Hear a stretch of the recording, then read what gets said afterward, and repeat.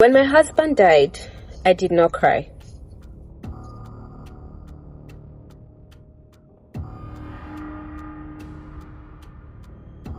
I stood beside the polished wooden casket in a black maxi dress that he once called ugly and a hair tie to match, accepting condolences from friends and strangers who barely even knew us.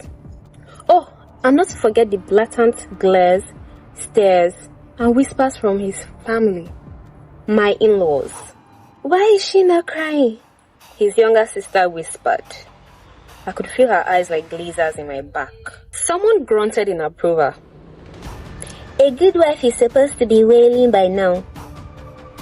It was the nosy family auntie, whom no one really knew how she was related to the family, but still called her auntie and gave her the required reverence. Some people grieve differently. I still don't know who said that, but I know she was the most sensible person in the gossip circle. I beg, auntie hissed. "Her husband is dead. If it can't make her cry, then what on earth can bring tears to her eyes?" There was silence from the women behind me, but around us, people spoke, people ate. The Reverend Father whispered in the ear of my husband's uncle, a man who had traumatized me greatly in my marriage, and the grave diggers stood with their shovels, ready to cover the casket with earth. Suddenly, someone screamed, "She killed my son!" It was my husband's mother. His mother, who had never liked me. His mother, who blamed me for her lack of a grandchild from the loins of her first son. His mother, who sang my barrenness like a lullaby. His mother, who never believed that her son could hurt a fly, much less a human being. His mother, who reprimanded me for running to her when her son turned me into his punching bag, saying her son had beat me because he loved me. He was only trying to correct me because I may be his wife, but I was also his child. His mother, who refused to be a mother to me. "Mama, oh Mama." I turned and saw my mother-in-law in the arms of her gossip partners on the red earth, her wrap almost coming loose. The priest left the company of my husband's uncle at the 6-feet deep hole and rushed where the old woman was writhing on the ground, pointing her arthritic fingers at me, yelling blames and curses. Let me tell you something. My eyes stayed dry, but it was not out of strength. I just had no tears left for my husband. Not after the years of silence, the control, the STIs, the slow unraveling of who I once was. I had married a man different from the one I had dated for a year. I had ordered a loving man who was in full support of my business and stood up for me when his mother said he should marry another woman. One with roots, not an orphan like me. But when my package came, there was a monster in it. My husband ordered me to quit my business and become a full-time housewife. According to him, "I want you to give our children all the nurturing and attention that they deserve." But the children never came.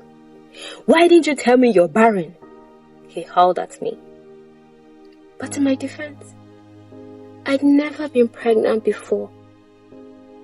I'd never been intimate with another man before my husband. When I suggested that we go to hospital for proper checkups, he would accuse me of wanting to waste his money and would hit me. Subsequently, the beatings became a routine occurrence. I grew numb to it. Every night, he would have his way with me.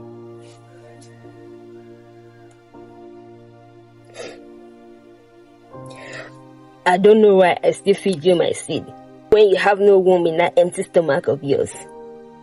He would spit afterwards and roll over to the edge of the bed, far away from me.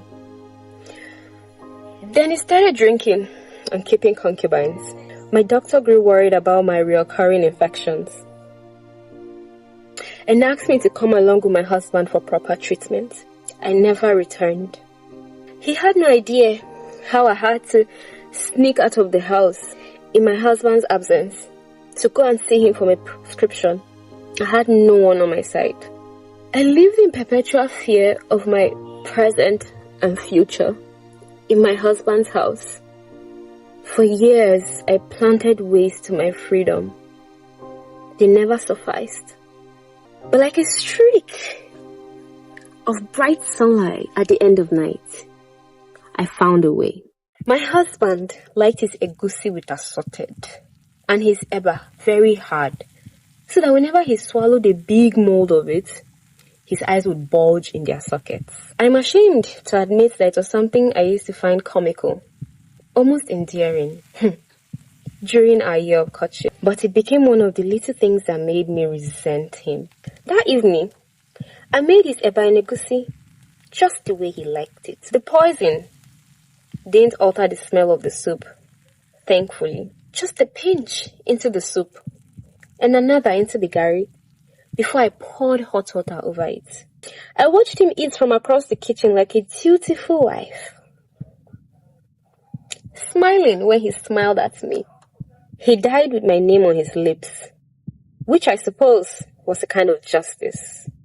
He didn't see the walls of a hospital, no, only a morgue. I made sure of it. It was long overdue. I couldn't stand the thought or possibility of a doctor resuscitating my nightmare.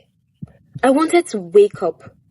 I was done sleeping. So, I did not cry at the funeral, but I did whisper a thank you to the dirt as it took him, covering the casket a layer at a time. His mother and sisters howling in grief in the background.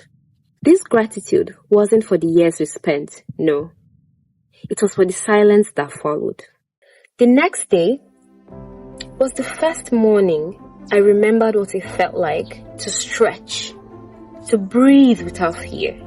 I felt light, free, unburdened, and I slept soundly for the first time in 13 years.